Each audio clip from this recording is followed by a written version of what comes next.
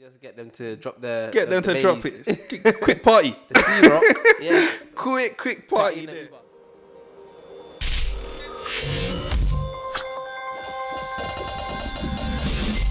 Welcome to another episode of Stock List, the show where we take you through the various stocks on our personal watch list and advise you on whether you should be looking into them as well. Before we begin, quick disclaimer. Yeah, so we're not financial analysts. Nope. Neither are we financial advisors. Take everything we say with a pinch of salt. Maggie, Paprika. anything in the kitchen? That's it. Everything we say is for entertainment purposes only. Excellent. So now we've got that out of the way. What are we discussing? Today, we're going to be discussing Uber. So, what did they do? Right, so Uber, also known as Uber Technologies Incorporated, is a tech company. Its services include ride hailing, which is the normal cab service when they come and pick you up from your house, drop you somewhere random. Food delivery service, which is also known as Uber Eats. You should know about that because you eat a lot. Package delivery, and through a partnership with a company called Lime, they also offer electric bicycles and the motorized scooter service. You know, the electric scooter, yeah, those ones. They offer that as well. That's all through the link up with Uber and Lime. So that's what they do. So can you give us some information about the stock? Yeah, so they're currently listed on the NASDAQ under the ticker UBER, Uber. Nice and straightforward. That's it. Their current share price, as of the time of recording, 17th of March, is $56.36. Their 52-week range is between $13.71 and $64.05. Their IPO date was 9th of May 2019, and they IPO'd at $42.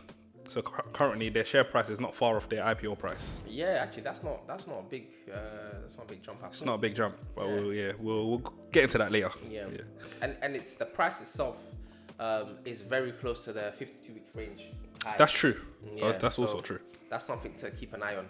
Anyway, I'll give you some information about the CEO and the management before we go into the nitty-gritty stuff. Right. So the CEO's name is Dara Khosrowshahi. All right, cool. So Mr. Dara had a very good experience with his previous companies. So he was the former CEO of Expedia. I think they do holidays. Yeah. All right, cool. He was also on the board of BET, Black Entertainment Television. And guess what? He got paid $200 million to join Uber. And obviously it sounds like a lot, but he had to actually let go of $184 million worth of stock at Expedia to join Uber. So it kind of makes sense. Like, I'm not letting go of $184 million unless someone's offering me more. Yeah. And it makes sense. They offered him more, so he left. And he's been with Uber since August 2017. So he's been there for a while. Yeah, he was the one that led them to their IPO in 2019. Clearly didn't do the best job because the IPO price and the cover price is the same. It's very close. But on the other hand, some people would say the fact that he got them public is even a blessing. It's actually a blessing. Yeah, okay. So big ups to Dara. Right now, where the last few years have been years where people are going through SPACs, whereas he's done it through a direct listen. Yeah, okay. Big ratings to Dara then. Well done. Rate your thing still. So where are they with their financials? Are they financially strong? Are they suffering? Talk to us. Where they're crying tears. Tears of billions. Let's cut to the chase. They're crying tears. So currently, their revenue is all right, but when we dive into the profits later, you see why I said they're crying tears. Okay. So 2019, their revenue was 13 billion. Okay. In comparison to 2020, which was 11 billion. So it's gone down by 2 billion. It's gone down by 2 billion. Okay. Their profitability in 2019 was minus, yes, you heard it, minus 8.5 billion. Damn.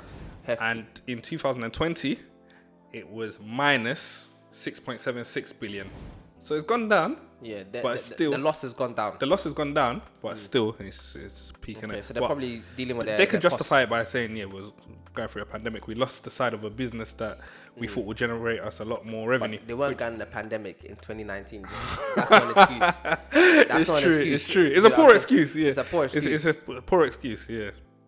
But anyway, the fact that the losses are going down is a positive because it shows that they're either cutting costs or it must be they're cutting costs because the revenue's going down and somehow the costs are going down as well.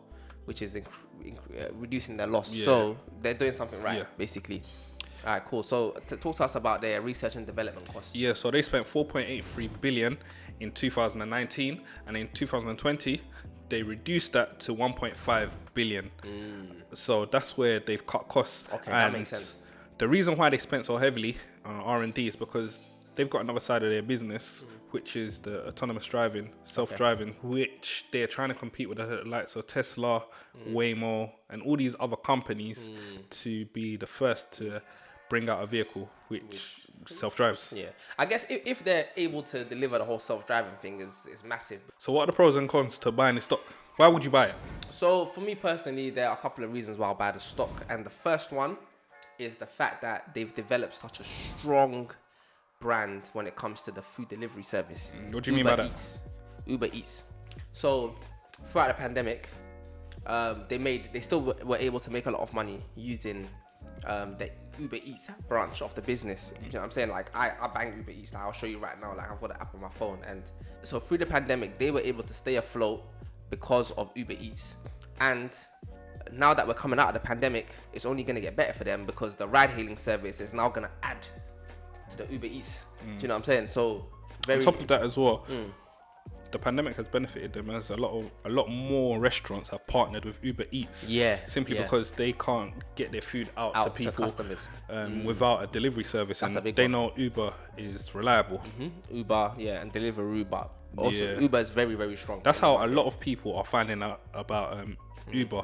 Yeah, Uber is Uber a the car ride, service as yeah, well, as in yeah. they're ride hailing, Yeah. simply because they're using Uber Eats for the first time, and then they're finding out that, you can get cars on there as well. Exactly. All right, so the second point, the reason why I think Uber is going to do well as a stock is the fact that they have such a diverse service portfolio. That's something we're always talking about, That's having a the thing. diverse portfolio. You can't put all your eggs in one basket, and Uber are very strong in that fact. Do you know what I'm saying? When I initially started telling you about Uber, I told you they do ride hailing, food delivery, package delivery. They've partnered with Lime. They even do courier service. There's little things that we haven't even mentioned. I'm that they working do. on the self-driving cars. And they're working on the self-driving as well if they get there first. Yeah. Yeah. But the point is they have a lot that they're trying to deliver. Do you understand? And that's always a positive, because if one, for some reason, gets taken out by market conditions or it gets taken out by the economy, they've got another arm that's going to make them money. A prime example, the pro I mentioned before with Uber Eats making them money during the pandemic when the Uber car service wasn't doing that. Do you know what I'm saying? So I feel like they're very strong in the fact that they're very diverse, and that's the second pro and the second reason why I think I would potentially buy Uber. I have Uber anyway, but yeah. But you're gonna buy more shares. I'm gonna buy in- more shares. Yeah.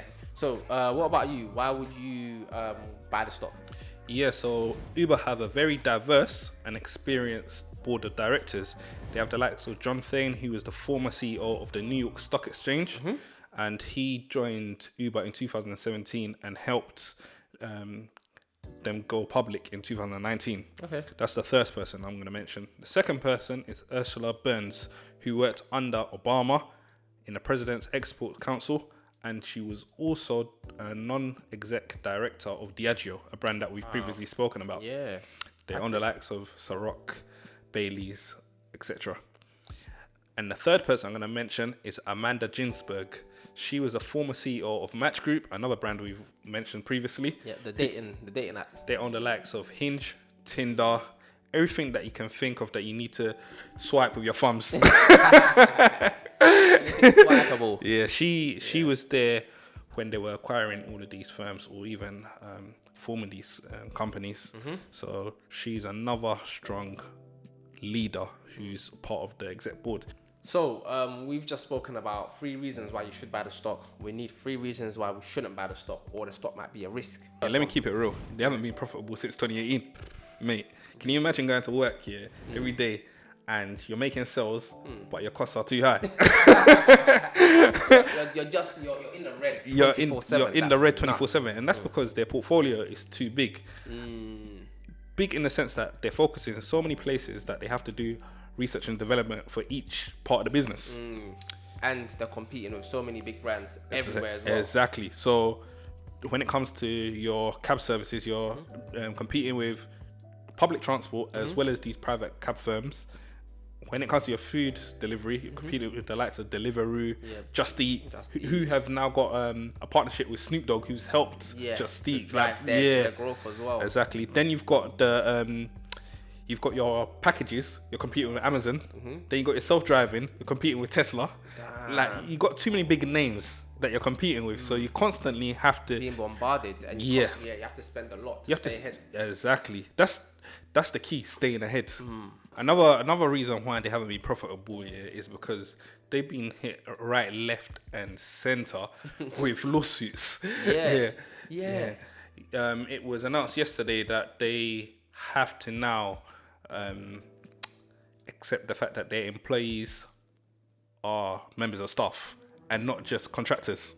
Oh yeah, so the actual drivers, the way they got away with a lot of tax and stuff is by saying that the drivers were just contractors. The reason they were doing that as well is so that they don't have to pay them the full benefits like sick leave, annual leave, all of these kind of stuff. Employee fees, we call them fees that you have to pay to because they know that if they do all of that, it's going to drive up the costs. Yeah, of course. And that's another thing that they be trying to avoid. I'm not gonna lie, I stand with them. Like when they present the argument. That Uber? Yeah, I don't agree. I'm on their side. If you treat your employees well, the business will thrive. 100%. I agree with that. That's not what I'm disagreeing with. I'm agreeing, or I'm backing them on the fact that their drivers are I'm gonna call them entrepreneurs and contractors because your money is based on how much you work. If you do more hours in your cab and drive around, you're gonna collect more money. So technically you're a contractor. Your earning is based on your effort. I put it that way, to effort. So I don't know with it. I don't know. That's just my opinion. Yeah, but anyway, the whole point is they're competing on many fronts. Is that's what you were saying? Yeah. Okay. And they have a lot of headache right now from the government, everyone. Just headache and headache everywhere. In other countries as well, they have to abide by their rules. So there's so many countries where rules are different. So for me, the second point, or the second reason why I might see their stock as a risk, is the fact that they've invested so heavily so far in self-driving technology, and personally, I don't see them as the potential winners, the front runners in that space. Why is that? Because there are other big boys in that space, like number one, Waymo. Waymo is backed by Google, and they're developing the tech, and they're close. Tesla, they're developing self-driving technology for their cars. I think they're close. Like they're actually doing tests right now. There's a company in the UK called Wave. They're also in the race. They're heavy. They're strong as well. Do you know what I'm saying? And I don't really hear enough about I don't hear enough about Uber to suggest that they're anywhere near the finish line. So potentially, if they're not first to market with self-driving technology, potentially all the money they've already invested in self-driving technology could go to waste. Because I personally believe whoever gets there first is going to win the market. So do you think Uber's just chasing the hype rather than working on what they're good at, their strengths? Yeah. All right, cool. So that's the second reason why Uber might be a risk. The fact that focuses in the wrong place. They're focusing on self-driving tech when they should be focusing on their food business. Now, give us the third reason why Uber is a risk. Yeah, so the diverse portfolio is a hindrance to the business. Like I said earlier, they've got too many competitors, and these are big boys. They're not little boys in the game. Big boys. Yeah, so they got a diverse portfolio, and these new additions to their board have to help Uber basically not lose their position in the market as the number one ride-hailing company in America, and as one of the strongest brands in the world, because the competition that they have is just crazy from all angles, just because they've got a diverse portfolio. Yeah. I hope that made sense. Yeah, it made sense. Yeah. So when I say competition, I mean, like, for example, their delivery business, they compete with Amazon. They've got Amazon that they're competing with. Potentially, like little companies like DHL. Not little, but DHL could also be competing with them. I missed out a key point. What's that? A very key point. So another thing that hit their books is the recent acquisition or rumor of acquisition of an alcohol delivery service called Drizzly. Okay. that Uber are looking to acquire for $1.1 billion. They're That is spending. big. But people want alcohol delivered to them. Yeah, which is true. I wouldn't mind having. Yeah. Where's the alcohol? Imagine being in your Delivered yard, to me. yeah, and you're having a drink up. All the shops are closed. So you just get them to drop the. Get them the to drop ladies. it. Quick party. The C-Rock. Yeah. Quick Party party in the there. Uber. Yeah, so that takes us our ratings. Would you rate the company? I mean, before we get to the ratings, let's do the growth strategy. Okay. So the growth strategy is self-driving. We've already discussed it and we've said what we think. We don't believe in it. Yeah. And we think their efforts should be better spent elsewhere. But we're not CEOs of billion-dollar companies, so we can't chat. It's true. It's true. We got no chat for them. They're dealing with self-driving. Good luck to them. That's their growth strategy. For us, ratings-wise, I'm personally going to give them a 3.7. And that's as of the time of recording. Because we're coming out of lockdown. And if you watched our last video that we put out, I put Uber as a company to invest in simply because of the easing of lockdown. Once lockdown gets eased, we'll be out here. People will be out there in Ubers, in numbers. Like the ride-hailing service is going to come and do numbers. Nobody wants to get wasted and then drive home. It's No, not safe. It's not safe. And don't drink, drive. I'm telling you. Not from experience, but I'm telling you. Yeah. Said it like a true F. Yeah, like a true uncle. Don't drink and drive. Yeah. So yeah, getting an Uber, a lot of people are going to be getting Ubers. I can imagine Shoreditch already. Shoreditch alone, the numbers of people that are going to be there once lockdown is completely eased, and all these people that are wasted are going to want to get the Uber home. Uber's going to do numbers. Do you understand? So from that standpoint, I would advise you to invest in Uber. I'm not a financial advisor. I'm just telling you what I'm going to do. I'm going to buy some Uber shares. I really do, but I'm going to buy some more. I'm rating them a 3.7 for that fact alone. Obviously, as a long-term stock, I'm a bit worried by their numbers and by their focus. That's why they don't get a 5 out of 5. That's why they got a 3 out of 7. So, you've heard my verdict. Michael, what about you? What do you So think? I'll say 3.6. Same reason I can't give them a high rating simply because they're doing too much at the moment. It's literally that they're doing too much at the moment. But I feel like this summer, other aspects of their business, they're going to be able to benefit from the economy opening up. So, yeah, that's what I say, 3.6 for now. But over time, that rating will definitely go up. I've got shares in Uber as well, and I'll be buying more shares. Again, I'm not a financial analyst or advisor. We have to let them know. But I do believe with the board members they have at the moment, like, failing is not an option for them. Yeah, it's not an option. And I think these people will help them pull through because these are superstars. Yeah. These are the Messis of the management Yeah, game. it's These true. are the Ronaldos of the management game. true, So it's true. I can see good things happening, even though they're in a lot of debt right now. No, they're not of debt, but they're in heavy minus. They can still pull through. So yeah, that's my verdict. So we hope you have learned something in this episode, and we hope you'll be looking into Uber, doing some more research for yourself. If you've liked this video, feel free to share it with one person. Make sure you like the video so we get more reach, and subscribe to hear more of what we have to say. Until the next one.